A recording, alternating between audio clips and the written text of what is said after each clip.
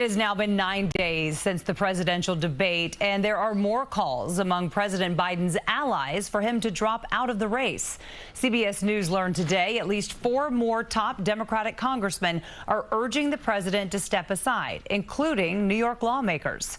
CBS 2's Natalie has the new developments. Mingling with union members in Harrisburg and volunteers. We got a lot to do, folks, but we can do it. The president is trying to prove the viability of his re-election campaign and joked about his age while speaking before a friendly audience at a church service in Philadelphia earlier Sunday. I know I won't look like I'm 40 years old, but I've been around a little bit. But across this battleground state and even within this campaign event, voters are divided. I love you, Joe Biden. I worked hard on your campaign, but I think it's time for you to step down. Are you worried about President Biden's ability to continue his campaign?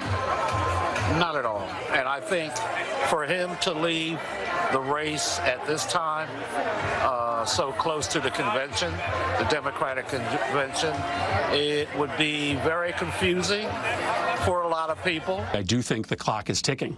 Allies of the president describe a critical week ahead as lawmakers return to Washington and discuss next steps. I wish he could jump up the steps on Air Force One. He can't.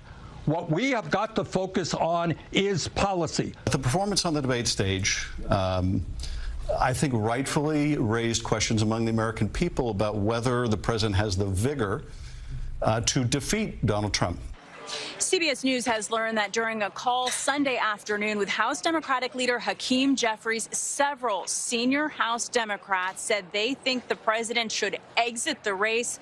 That's in addition to the 5 House Democrats who have put out public statements. Natalie, CBS News, Harrisburg, Pennsylvania. And we did reach out to the offices for Representatives Jeffries and Nadler seeking comment, but have not yet heard back. Look for continuing coverage on the race for the White House on air and online at cbsnewyork.com.